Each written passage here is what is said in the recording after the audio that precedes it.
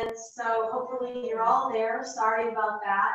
I know there's a lot of people coming on, and welcome, welcome, welcome. This is Grace Bank Group. It's our investor lunch and learn. Sorry, we are not in person. We usually have a lot of in-person people, and we are very excited to be working with you in this type of environment. We know that these are challenging times, and so today we have, for our Investor Lunch and Learn at the Grace Bank Group, we have Elizabeth Casteel from the Bank of England, and we have Shawn Stiger from Liberty Mutual here today. And there's some great topics for investors, and we're very excited to get going with this because right now it's a great time to invest. It's a great time to think about refinancing some of your investments, selling off some of your portfolio to get your cash cow ready for some potential future real great opportunities that we think are going to be coming up in next year's environment. So right now I'm here with Elizabeth Casteel with Bank of England, and Elizabeth, give us a little bit of insight about you. Sure. My name is Liz. I go by Liz. So I know Grace calls me that all the time. She's like, who's Elizabeth? But I'm known as Liz the Lender. I'm with Bank of England Mortgage. We do residential mortgages and investment for first-time home buyers, the full gamut. I've been with Bank of England coming up 2 years. Long as I've been in Chattanooga. They have that good small town home bank feel with the resources of the big corporate. So really excited to be able to pull out a lot of different options for my clients to meet their needs, which is my ultimate goal. That's really what it's about. I mean, we at Grace Bank Group, we're focused on for all life seasons, and that's investors and first-time home buyers and moving up and moving down and around. And so, it's really important to really, have those stories for people and know that you're there for them. And you've done a great job with a lot of our clients, and your service is excellent. So can you tell us a little bit about your investment experience? Sure. I work with a lot of investors. I come from teeny tiny, getting started, first time investors, up to we have several properties, we're moving around our portfolio, whatever season that they're in, we have an option that will meet their needs. And I really like my repeat investors because I like to make it to where everybody knows the lender has to give a whole bunch of stuff. Yeah. So it can be a little invasive, but I try to tell my investors when they first start working with me, that first time we'll get all that stuff. So that way, if you come back to me in a few months and say, hey, you stole all my things, we're good. I got your stuff. Very minimal, just updating things that will expire. So that way it's easier. That's we great. have a relationship, and they can call me and say, hey, can you rerun this, see if I can do this? Let's do it. Yeah. My whole thing is to make it as simple as possible to run your portfolio. With investors, you get that one, you're hooked, right, and you're going to want some more. Yeah. So we try to make it easy. Yeah, and it's like a kid that can't. Yeah. When we moved here 15 years ago, I was like, oh my gosh, wow, there's so many opportunities here. So, that's really important to have a good long-term relationship. And you have some interesting products. So, your real product that I think is very unique is that you don't have any limits. Yes. So my cash flow option for my investors is my prize cow. Yeah. Everybody loves it because we don't take anything into consideration as far as income or debt. So it doesn't constrict on the amount of properties you can do, and you don't have a limit. If you have 20 and you come back to me and you say, okay, I want to do another one, let's do it. Because we don't have to look at that debt, which is typically what holds a lot of investors back with your average lender, is that they go, oh, we'd love to, but you own 10 properties and the taxes aren't showing this crazy huge profit. Because let's face it, if you have a good CPA, they're gonna work it for you to pay a ton of taxes. Right. That's what it's all about. But that also puts you on the other end of, well, you have shown all this profit. Well, it doesn't matter because we're not even going to look at the debt or the income. So you have as many properties as you want. Great. So is there a minimum credit score? There is. And with the pandemic right now, everything's been tightened up. I would say over the next 6 to 12 months, we're going to see it loosen back up. Right now, our minimum credit score is 700. Okay. What is it typically doing? I've seen it go down to 550 before. So really? Yeah. 550 Yes. for an investment property? Yes. Wow. Yes. This program is all about helping people get in there on cash flow analysis. Now, there's always a trade-off. I tell people, Right. when they loosen that back up, there will be trade-offs. So, you know, if you go down lower, commercial rate's not going to be nice. Right. So you're at a lower credit score. So right now, what is the interest rate for somebody with a 700 credit score that's looking to buy a triplex? It would probably, I mean, I looked at it the other day, it was in the 5s. Wow, that's good. That's really good for an investment property. Well, let me ask you this. How do you qualify for a home estimated rental amount? So the fun thing is, I know how much we all love Zillow. Yeah, we all love Zillow. We all love it so much. But one of the things that we kind of look at in the beginning is we'll go to Zillow, look at their estimate of the rental income, which actually can be beneficial because they tend to inflate those a little bit. We all know sometimes. All you need is 10% of a buffer above your mortgage payment on that rental. So as long as that rental amount is 10% above what the mortgage is with escrow, you're golden. Oh wow, that's really great. Yes. So that's really good to know. So we talked about how many properties, there's no limits. And we talked about the down payment. So can you give us a couple of examples recently that you've done for investors to kind of give them some ideas of what you can do for them? Yes, so I just recently worked with an investor who had several in his portfolio, did a lot of flipping, and wanted to buy another one. Of course, with the down payment issue, like, you don't want to pull that out of your back pocket, you know, or your proceeds. And so what we did is we did a cash out refinance on one of his other investment properties that he recently flipped. He bought it for very minimal, great deal still. And then, oh my gosh, it was beautiful. So the appraised amount went way up. We took some cash equity out of that investment property to use for his down payment on his new investment property. So it's not like you just took cash out, went to Vegas for the weekend, took it out and reinvested it. Now it's making even more. So that's always good. I like that we can get creative. You know, if there's a problem, let's look at it in the beginning, get ahead of it, and try to solve it. That way we can get you moving to where you want to be. So that's a really great example right now. A lot of people have some great equity in property. They've had maybe 10, 15 years. They're, you know, maybe they owe at this point 40% value.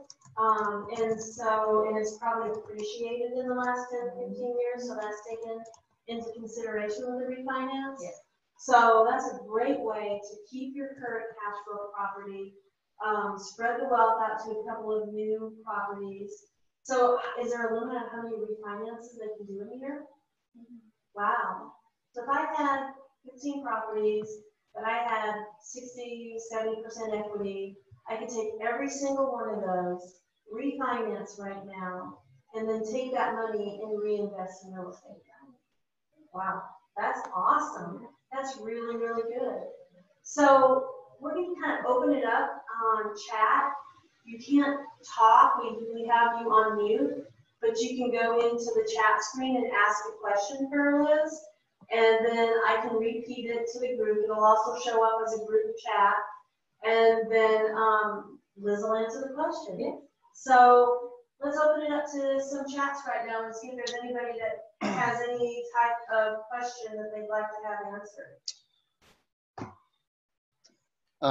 Kelly is asking, what does she have for BRRR investors who are used to getting 80% LTV on the refi? So the 80% on the refi, I know that that's been normal, but like I said, with the pandemic, everybody's tightening down. So we're seeing more 65 to 75.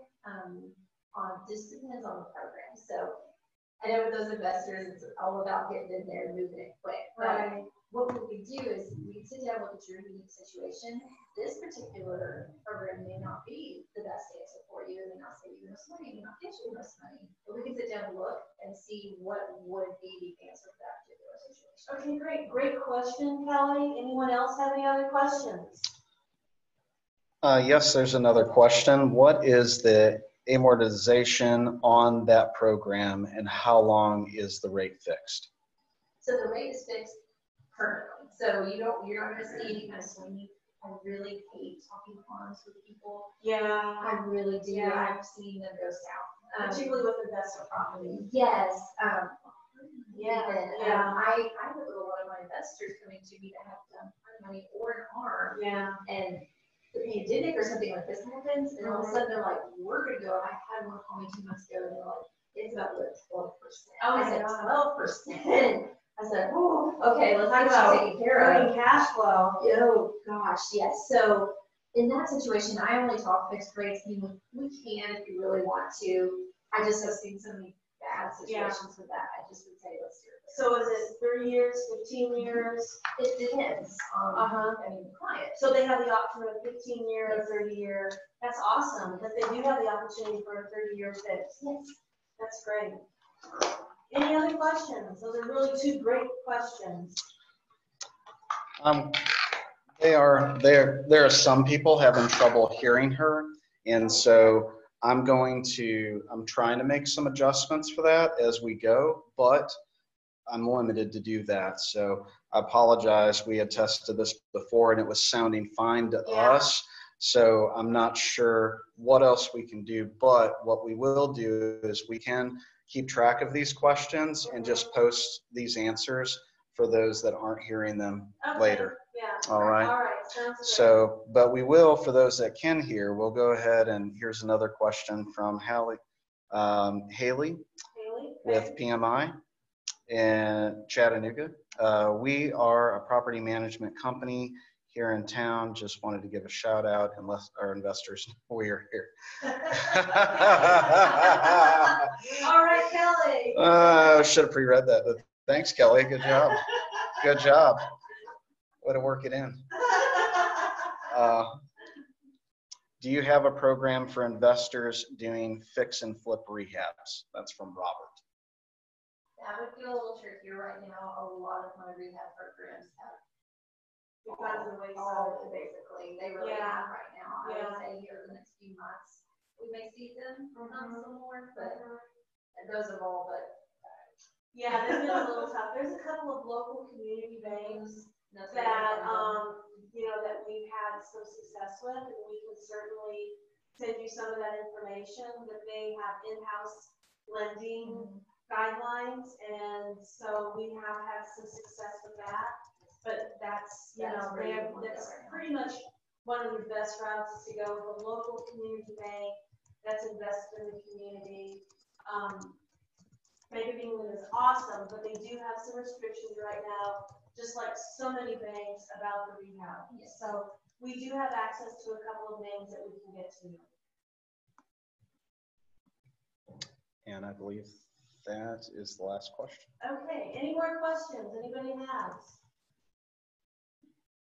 All right, well, hey, Liz, it was great to have you on board. So how do people get a hold of you? Sure, so you can find all my contact information on boechattanooga.com. I have my Facebook page, Liz the Lender, or just text or call me, send a smoke signal. My cell phone is 423-987-2867. Well, smoke signals are probably a good method right now, I think, with everything going on. So up next, we have Shawn Stiger with Liberty Mutual. Shawn has been with the Grace Frank Group for many years, and he is our personal agent for myself and our investments and our family. And Shawn has done awesome things in the area of elevation issues for flood. But Shawn, it's great to see you here. Thank you. Good old friend, I know. It's been a while. We haven't been able to see you. Yes. We do have our distancing in place. It's about 6 feet. Yeah, and so Shawn, tell us a little bit about yourself. So, I'm very happy to be here. Been very proud to work with Grace Frank team now, going on several years as her go-to insurance person. So, thank you for that and this opportunity. So a little bit about me. With Liberty Mutual, as you mentioned, I've been with Liberty Mutual for about 7 years now, going on 7 years. I've got a little bit of a unique background as an insurance agent. Before I did this, I was a general contractor, remodeler, and when I had that company, I did a lot of insurance work. And so I was the guy, when a tree is on your house, you might see me on the roof in the rain with a tarp. And so, yeah, I had quite a surreal job switch experience. My first day on the job at Liberty, I was in a full suit, but in an old contractor van and ladder racks is how I got there. So, but that career was definitely making me old quick, and it didn't allow for work-life balance with my family. But what it did give me was a great experience to be able to help people know how to properly protect their homes. Because as that insurance contractor, I would be the guy to have to tell people, I know your agent's a really nice guy, but you wrote the wrong policy. You don't have enough money to stay in a hotel. You don't have enough money to build back this addition.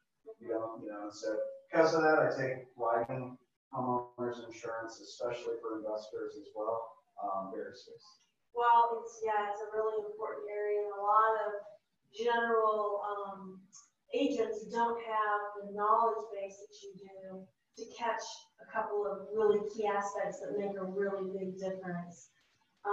So, what are some of the policies that you do write for investors? So when working with investors, most common ones, of course, are going to be long-term rentals, landlord policies, and then I'm also going to be able to help them with like vacant home policies if they're buying a home, because it's a great deal that there's not going to be anyone in it, and it might be a little bit before they flip it. I can help with vacant home policies.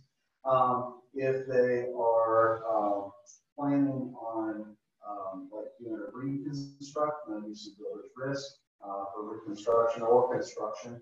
But then when it comes down to short-term rental, there's a lot of that, of course, in this city and this part of the country. Yeah. A lot of short-term rentals with the Airbnb, the VRBO, and so that's kind of what makes Liberty Mutual special, and that's what allows me to actually, I'm getting referrals from other insurance agents because we have a special product for that.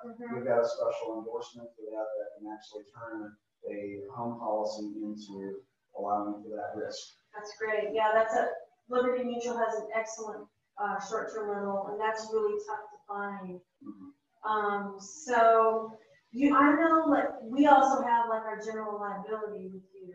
Yeah. So that's a huge area too that I think a lot of investors forget about, is to have a really good general liability policy. It is. It's a personal liability policy. I have one, and truthfully, I've yet to have an investment property myself. I'm sure at some point Grace will help you change that. But when it comes to personal liability, that's going to tie into yet another policy that I help people with. Not just that, but also helping your tenant be insured. So your tenant, it's a great idea that you require them to have renter's insurance because their $100,000 liability on that policy can save you a world of hurt if they, have a knockdown, drag out party and fighting and someone falls off the balcony, right? But that's what the umbrella policy is there for too, to protect your assets. Umbrella policy isn't even just about you renting your property. It's about if you get in a super bad car accident, it's ruled to be your fault. You're not going to lose your assets toward that type of loss, including your rental property. So they're having to cash in on equity to pay for something like that. And so with a little expense that they have, anytime someone branches into being a first-time, landlord, that I almost always ask the question. I highly recommend and say it's essential. I think it's crucial for anybody that's investing in real estate to seriously have a general liability policy that's above the standard. Standards $1 million. I can write them all the way up to $5 million. Okay, great. That's good to know. So what are some common questions that you get from investors? Common questions are, I touched on it briefly. Common questions are, should I require my tenants to have renter's insurance?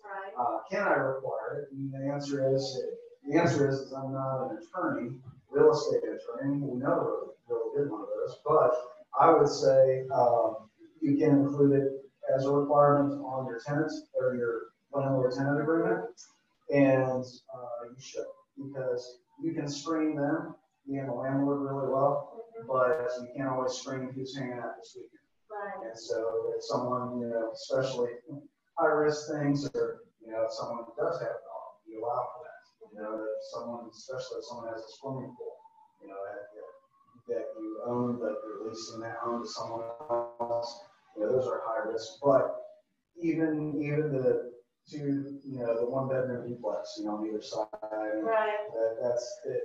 That 100,000 liability is really important in saving the world for having to do something like that. Grill catching on fire, the vinyl. Right, exactly. Dog Yes, died. right, exactly. You never know. You really don't. You really don't. But what's nice is to stay strongly refer me because not just because of service, but rates. Right. I mean, our tenant policy started $60 for the year, for the whole year, and it'll cover like 5,000 people's personal ones. Right. So, you know, we did touch on this about the renter's insurance. You really do believe that they should ask their tenants to have a renter's policy. Yeah. And you have a great one that works in multifamily. Right. And how many units Right. can you go up to on this renter's So insurance?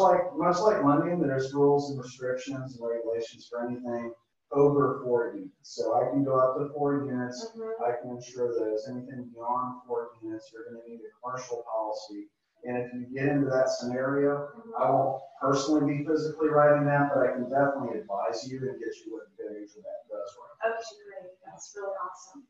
So what are some of the differences between long-term landlord policies and short-term renters policies? So it's all about usage and risk when it comes to insurance, right? I mean, so long-term is you're going to sign a contract for a minimum of 6 months with someone. Most of the time, it's a 1-year lease that you're signing with incoming tenants. That's long-term. Short-term can be, hey, I could have someone staying 1 night.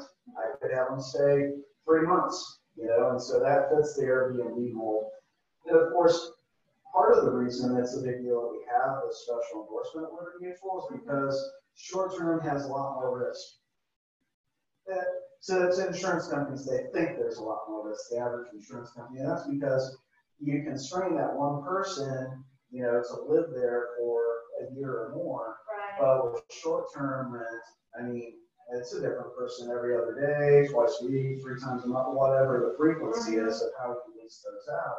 So because of that, insurance companies are scared, and so they tend to price that a little bit higher. But what we found at Liberty is that specifically that kind of use isn't as much of a risk as maybe as what we thought in the past because there's so many things like ratings, you know, on Airbnb. Right. You know, I mean, you get a 1-star rating on either side of this type of agreement, and you're going to have a hard time renting.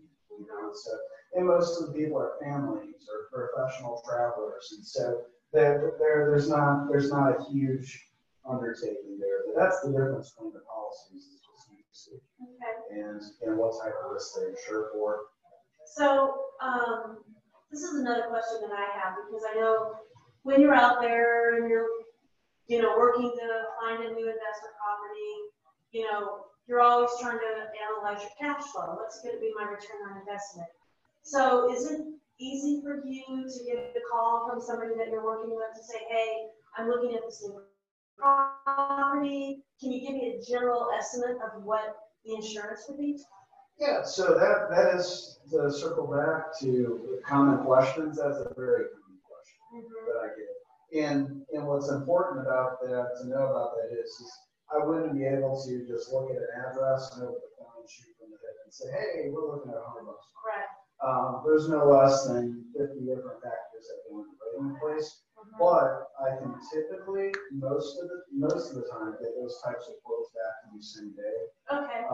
Because I'm not a one-man deal, someone working on my team as well. Right. And so, normally we can turn those around rather quickly. On an average day, 2 to 3 hours, we can tell. Okay.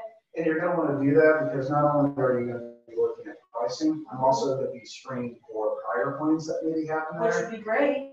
That could be great. But you can tell them that? Maybe there are 2 water backup claims at this place, and that's going to tell you, hey, maybe the septic system really needs looked at, or maybe has the sewer line been changed out. It's going to prompt some things that might not show up in a seller disclosure, or like a lot of investment properties. There's not always a seller's disclosure. Right. No, there isn't. You know, There is more not. times than not. Mostly not. Mostly not, right. So, they're exempt. right, exactly. Okay, well, that's great. So that's a really key point. So we're going to now turn it over to asking questions to Shawn. And do we have any questions right now? We do have one from Kelly.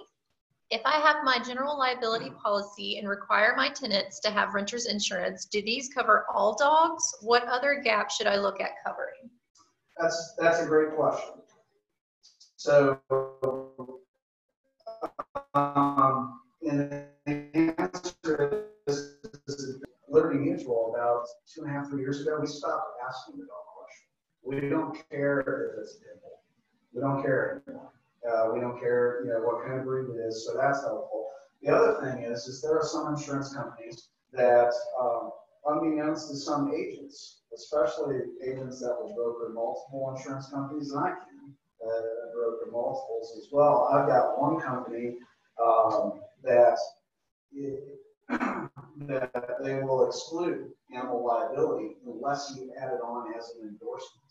And so you might be given a standard renter's policy, and the agent might forget to ask if there's a dog, and so the good agent's going to ask that question, because if I'm writing for that company, then I'm going to be sure to throw the animal liability thing on there. So good question. Can you repeat the first part? They said that it was breaking up at the beginning. Sure, of that answer. Okay, so again, apologize for the audio, folks. We really did try to test this stuff. We tested it extensively. We did. We're not at a shortage of equipment and time testing, so I apologize.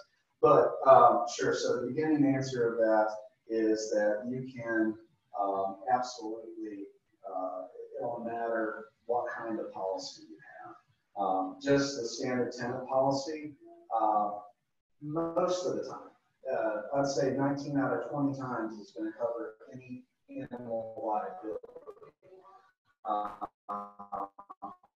The Liberty policy I like because it's based off of what type of dog breed they have. So be careful with the pit bull, and then just be careful if I'm not your agent, so let your agent know that you have to have animal liability coverage on there if you're referring your tenants to them. Good question, really good question. It is. Anybody else have any questions out there? Kelly has another one. Do you recommend a different product during the initial rehab phase of a rental? Great question. Great question. And some of that is going to be, Kelly, a case-by-case basis a little bit, because it depends on it's going to depend on your usage. If I can put you on a Liberty product, I'm able to extend, based off of remodeling and construction, I'm able to extend Liberty products up to 6 months for insurance inspections. So normally when you buy a home, any home, an insurance company could throw out a third-party provider out there that's going to take some pictures, and you might get this nasty little postcard that says, hey, you need a new roof and there's a tree limb on the house, right? We had one of those. Right, exactly, yeah. So it's very common for that to happen. I can extend those types of things based off of remodeling or reconstruction up to 6 months. The only thing I can't extend is roof condition.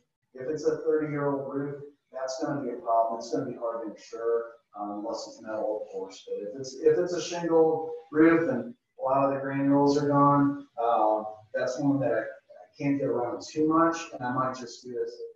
I could insure that as a builder's risk, because there's nearly a whole house rehab if the roof's Right. shot. Do you think that, I'm just shooting, thinking about this, like if you were going to get building permits versus doing cosmetic upgrades, I think that's kind of a really specific area around potentially a builder's risk policy, because you're getting building permits, which is a larger amount of renovation versus cosmetic. And that's true. And the truth is the cosmetic stuff, normally that's going to be done in 3 or 4 months. Right. If someone tells me something's going to take 5 or 6 months, I'm probably not going to put them in the pocket where they have to get that done in 5 to 6 months. Mm-hmm. I'll advise to do something different initially. But if it's something that you know in 3 months, foreseeably, that you're going to have it rented out, then yeah, there's definitely some flexibility with that. Great question. Though. Yeah, great question. What is the necessary coverage for a basic house flip using an insured general contractor? Would carrying a vacancy policy and general liability be enough versus a builder's risk policy plus general liability? Right. So general, we want to be careful with the word general liability and personal liability. Okay. General liability involves a business risk. Personal liability involves your risk, just personally. So personal liability, like an umbrella, that's going to cover lawsuits for things that you screw up on, just civil lawsuits, things like that. General liability is going to cover, things you screw up professionally, business-wise, and then when it comes to, what to have, and what was your exact scenario that you were asking about? Would carrying a vacancy policy and general liability be enough versus a builder's risk policy plus general liability? Yeah, normally builder's risk is for that scenario where you're doing a significant amount of reconstruction. If windows are going to be out, roof could be off for a while, then we're going to do builder's risk. Like a full gut. Yeah, like a full gut. Yeah. Absolutely. So with the other situation though, as far as